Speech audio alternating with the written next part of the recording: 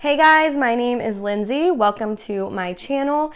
I do cash stuffing, savings challenges, sinking funds, and just my financial journey to get out of debt, all through the glory and by the grace of God. So today's video is different than what I normally do. I normally just do my cash stuffing videos. But today I want to talk about our journey with getting out of credit card debt, personal debt, right?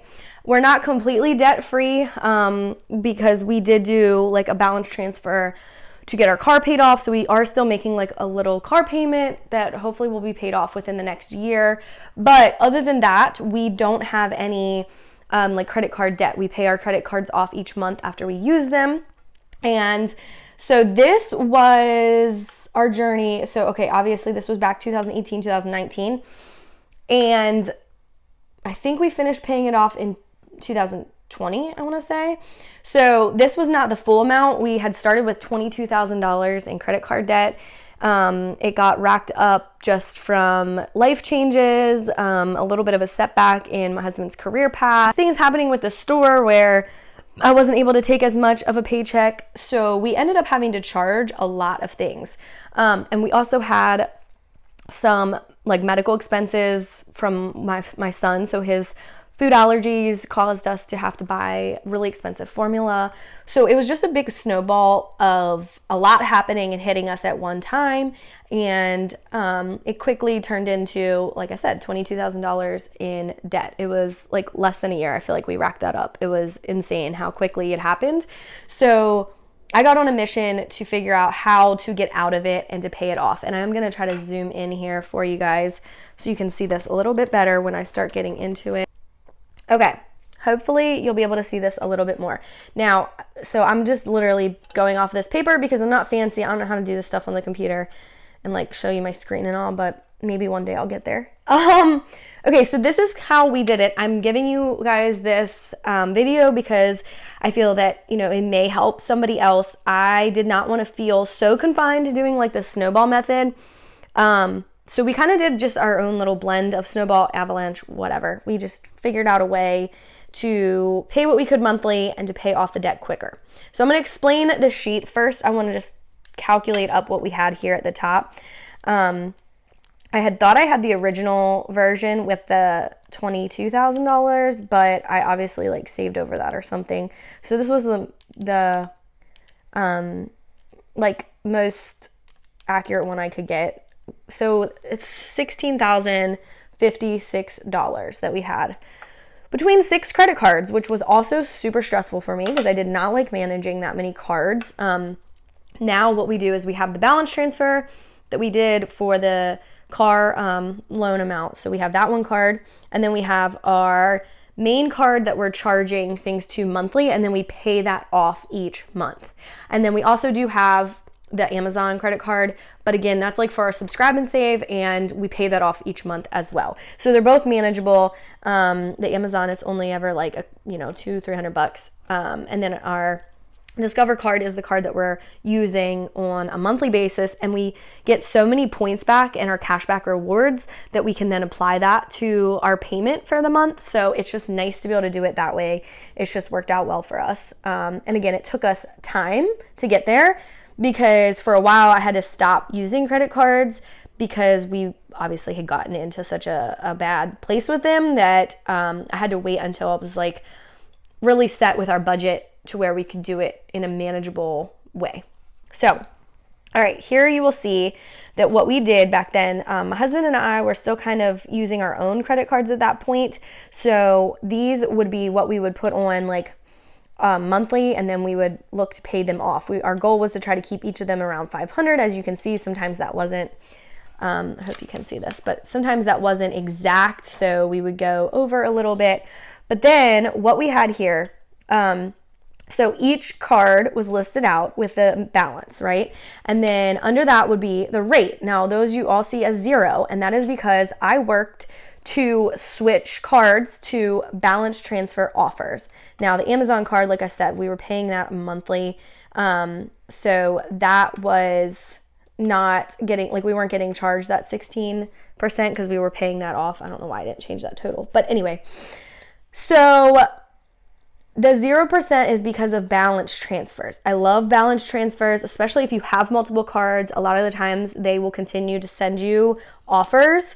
And then this base payment is what was our minimum that we would need to pay. And then what I did, so here for months till paid, okay, I calculated out when that balance transfer offer would end, if that makes sense. Now, don't look at my numbers because I don't know. I think that might have been like towards the end. I don't know what these numbers were or why they're not adding up, but just know that what you would do ideally is like this would have the amount of months until that balance transfer rate expires. I hope that makes sense. If you guys have any questions, if you're confused about anything, please leave me a comment and I will do my best to explain a little better.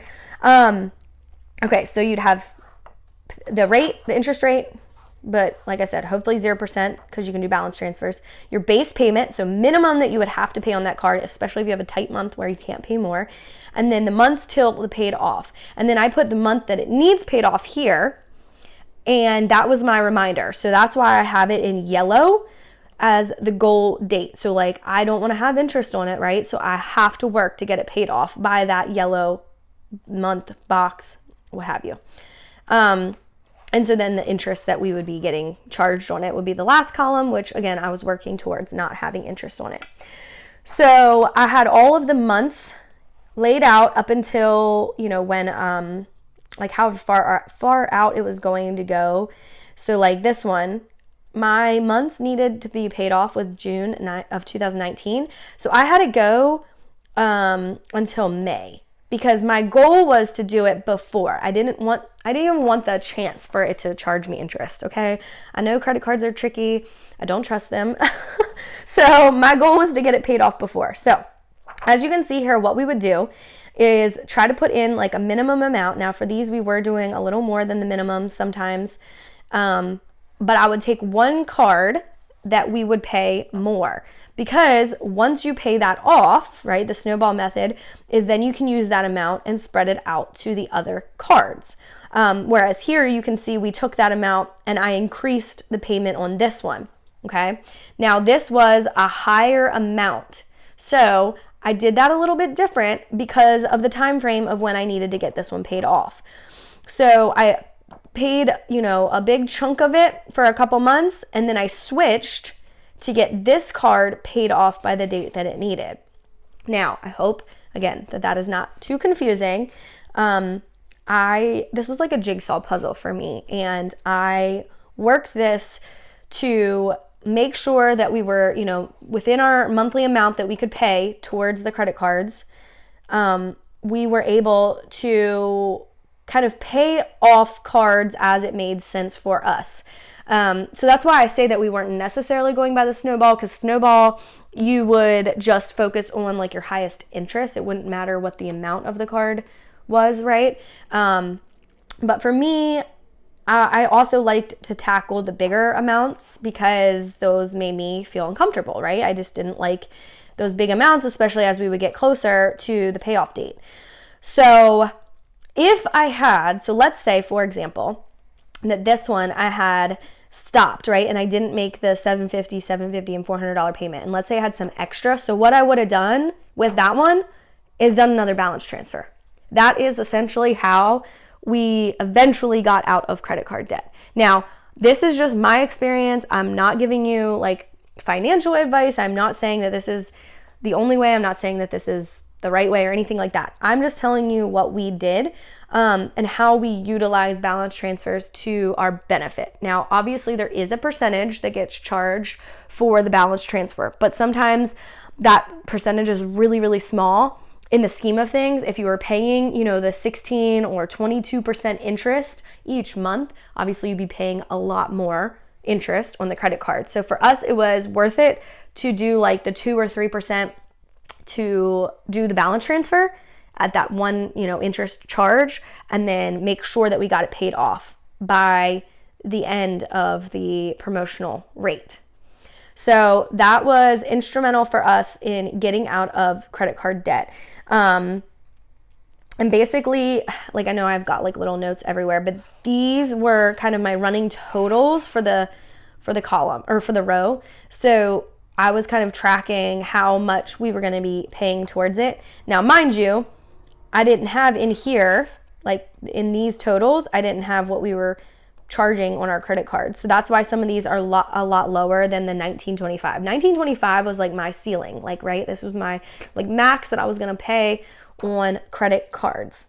So for some of these months, you know, we might have gone a little bit over that, but we did try to stay as close to that as possible and really tightened up our budget. We just really were hyper focused on cutting out costs where we could, making sure that we weren't like eating out as much, or if we were eating out, that we were planning for that, if that makes sense, because there was a lot of times where, man, every day I feel like we were stopping somewhere, we were picking up something, and at the time you think, well, it's only like $4 or $5 or $9 or whatever. But man, doing that every single day adds up, guys. I'm telling you, it's the same concept that we do with our mini savings challenges. Those little amounts may seem pointless to save, right? Like you may feel like, well, what's this really going to do? But over time, they do make an impact, and you can see how quickly you can build up some money to save. So if you think of it for the savings, on the opposite side, if you think of it for the spending, same concept, right? Those little amounts quickly add up to bigger amounts that you now have like no idea where that money went. And that's what we were having happen in our budget. We kept having money that we were like, where did this go? Or how did we spend, you know, an extra $200 or $300? And it's like, oh yeah, that's from all those little, I don't know, stops at wherever, at fill in the blank, you know, for food or coffee or treats or what have you. So we tightened up a lot in the budget and just really got focused on trying to meet these goals, right? Trying to get this paid off. And like I said, we did eventually pay it off, and we didn't have to pay like the extra interest. We didn't let any of them go over their promotional period. So I highly recommend utilizing a balance transfer to the best of, you know, your ability. So if you have cards that offer you balance transfers, my suggestion is to make sure that whatever amount you're transferring, when you calculate it out, so let's say the balance transfers for 12 months. So take whatever that total is divided by the 12 months and make sure that you can realistically pay that, okay? Because that's the whole thing in doing the balance transfer. You also want to make sure that you are going to be paying it off by the end of that promotional period, because that's what's going to allow you to save on the interest. So if you have like a huge amount that you know you're not going to be able to hit, then that's, you know, that's going to be a challenge. But what I will say is I still feel like it's valid doing it, because as you get closer to the end of those 12 months, you can look for another balance transfer and you transfer the balance again, okay? And again, this is going to charge you a small percentage of interest, but it is a lot less than paying the, say, 15 to 22% a month interest on a credit card if you just leave it with the balance and just pay that minimum amount, right? Like you're paying a lot of interest, and that is why it becomes challenging to get that credit card paid off. Credit cards and I have had a very interesting ride and a journey, because I used to be a shopaholic by nature. I was a spender. I love to shop. That is how I guess that was my therapy, you could say. That's how I got myself like through a lot of sad situations or found some happiness. And it became like a really bad relationship with credit cards and with money in general. So through the years, I have shifted. I have changed my mindset. I have changed my spending habits. But I've also changed the way that I look at credit cards, because now I see them as more of a tool and something that can be beneficial as long as you can use them like responsibly, I guess is the way I would say it. Because like I said, we do have one now that we charge our spending for the month, but we're budgeting how much, you know, we're spending on that. And then we're also utilizing those cash back rewards to pay towards our balance. And like sometimes it's like 30, 40, 50 bucks that we're putting towards that bill each month. So it does add up, and it is nice to have. So that's why I've done it that way instead of just fully doing cash envelopes for my spending.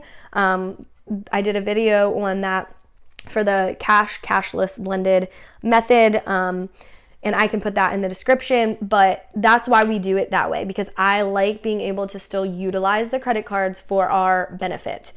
So I hope that this was helpful for you guys. I did this video, just like I said, to try to encourage you if you are dealing with credit card debt and you're feeling super discouraged and overwhelmed, maybe try to think about something like this.